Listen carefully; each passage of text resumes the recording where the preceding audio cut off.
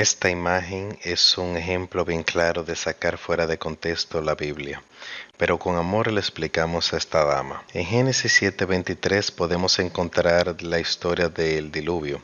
Hace referencia a que Dios es un genocidio supuestamente ella. Sin embargo, debería estudiar varios puntos claves. El primero lo pueden estudiar en Génesis 6:11 al 13, donde el contexto de la historia muestra que la tierra estaba llena de violencia extrema. Esto fue realmente una acción para preservar la vida ante una humanidad que se autodestruía. De hecho, en Génesis 6:3 Jehová dice: no contenderá mi espíritu con el hombre para siempre, porque ciertamente él es carne, mas serán sus días 120 años. Dios proveyó 120 años de advertencia y oportunidad de arrepentimiento. Si estudian 2 de Pedro 2:5 podrán comprender que Pedro describe esto como un acto de paciencia divina. Otro punto que ella menciona es el infanticidio. Esta joven hace referencia a Éxodo 12:29, donde podemos encontrar la muerte de primogénitos. Obviamente se saltó toda la opresión de Egipto sobre el pueblo de Israel. Algunos dicen que Israel duró 430 años de esclavitud, aunque realmente no calculan las estadías de los patriarcas en Canaán antes de la esclavitud en Egipto. Sin embargo, aún sin contar estos tiempos, el pueblo de Israel duró aproximadamente 215 años siendo oprimidos. Además, la muerte de primogénitos también ocurrió después de múltiples advertencias y oportunidades de evitarlo.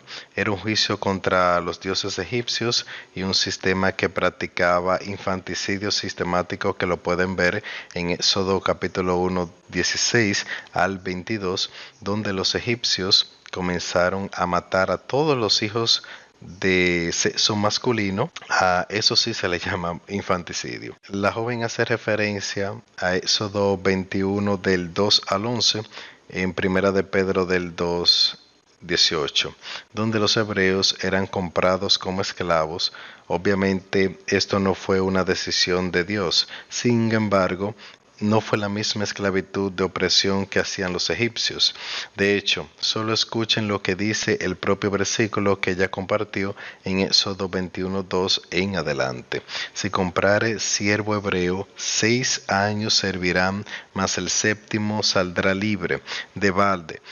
Si entró solo, solo saldrá. Si tenía mujer, saldrá él y su mujer con él. Hay varios versículos más adelante donde podría explicar parte por parte, pero saldríamos muy lejos del tema y se alargaría mucho el video. Sin embargo, la esclavitud bíblica en este sentido era más similar a un contrato de trabajo temporal. Incluía protección legal para los siervos. La Biblia en este contexto promovía el trato justo y la eventual liberación. Otro punto es la limpieza étnica. Esto fue lo mismo que expliqué sobre Éxodo 12:29, donde los egipcios fueron los maestros primeros en cometer infanticidio, matando a todos los varones hebreos. Sobre la trata de personas, ella usa Números 31:18 para decir que Dios apoya la trata de personas.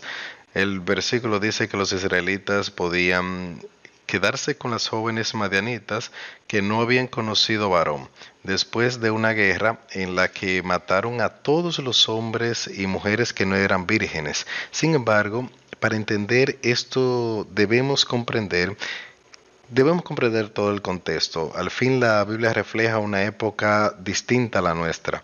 En el antiguo cercano oriente, las guerras eran brutales y los vencedores a menudo tomaban prisionero a esclavos y a todo el que estaba ahí. Esto no, obviamente no significaba que Dios aprobaba eso, sino que las regulaciones dadas a Israel en muchos casos eran una forma de limitar la brutalidad común en la época. Los mananitas no eran un grupo cualquiera. Según el relato bíblico, ellos sabían habían provocado a Israel a través de prácticas idolátricas y corruptas, según el capítulo 25 de Números, que llevaron a una gran caída moral entre los israelitas. Lo más importante de este punto es que Dios trabaja con la humanidad en su nivel de entendimiento en cada época. Por eso, aunque hay leyes y situaciones que parecen terribles en el Antiguo Testamento, el mensaje de amor y justicia de Jesús en el Nuevo Testamento muestra el ideal al que Dios quiere llevarnos.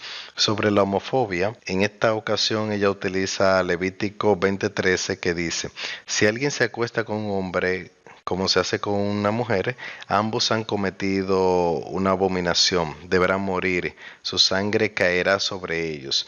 Este texto es parte de la ley mosaica, que fue dada específicamente al pueblo de Israel en un contexto teocrático, donde la religión y las leyes civiles estaban completamente entrelazadas. Las penas eran severas no solo para este acto, sino para muchos otros comportamientos que hoy consideramos de otra manera. Por ejemplo, la pena de muerte por desobedecer a los padres en ciertos casos. Pero no debemos confundirnos con la ley moral de Dios, que claramente por medio de Pablo dice en 1 Corintios 6:9, que no saben que los injustos no heredarán el reino de Dios. No se engañen, ni los fornicarios, ni los idólatras, ni los adúlteros, ni los afeminados, ni los que se acuestan con hombres, etc. La palabra arsenocoital no aparece mucho fuera de textos cristianos modernos. Esta palabra se forma de arsen, que significa hombre, y coite, que significa cama. Algunos caen en el error de creer que esta palabra se refiere solo a homosexuales. Sin embargo, también hace referencia a prácticas sexuales abusivas como la prostitución o la explotación, así como al lesbianismo. Ese es otro tema y lo tocaremos en otro episodio. Volviendo al punto de la homofobia, en Corintios 6:9 Dios advierte no solo al que practica homosexualismo o lesbianismo, sino también a todo aquel que va en contra de sus mandatos. Entonces no es homofobia, porque incluye, por ejemplo, a los adúlteros, que por cierto hoy en día tener relaciones con varias personas es una moda. Pero aún así, en Juan 13:34 y 35 podemos ver que Jesús enseñó a amar a todos sin distinción. Tal vez mi pecado no sea la homosexualidad, sin embargo puedo perderme por pecados peores como el rechazo del llamado del Espíritu Santo. Finalmente, la misoginia. En este caso, ella utiliza 1 Timoteo 2:11 al 15, porque dice: la mujer debe aprender en silencio, con toda sumisión. No permito que la mujer enseñe ni que ejerza autoridad sobre el hombre. Debe mantenerse en silencio, porque Adán fue formado primero, después Eva, y Adán no fue el engañado, sino que la mujer, al ser engañada, incurrió en transgresión. Pero se salvará engendrando hijos si permanece en fe, amor y santidad como modestia. A simple vista parece que Pablo está limitando el rol de las mujeres en la iglesia, lo que fácilmente puede interpretarse como un apoyo a la misoginia. Pero veamos algunos matices que pueden ayudar a entender este texto, aunque no necesariamente todos estén de acuerdo con su contenido. En el mundo greco-romano del primer siglo, las mujeres solían tener un rol mucho más limitado en la esfera pública.